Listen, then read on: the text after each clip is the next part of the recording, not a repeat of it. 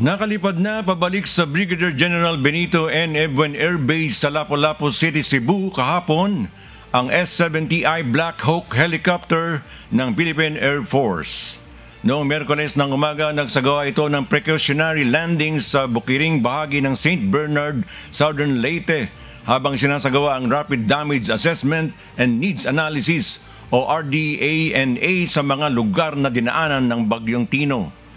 Nakaranas ang helicopter ng pabago-bagong temperature reading kaya nagdesisyon ang piloto na mag-precautionary landing para sa kaligtasan ng mga sakay. Ligtas at walang nasaktan sa mga sakay ng Black Hawk. Agad namang sinailalim sa masusing inspeksyon at pagsusuri ang nasabing eroplano.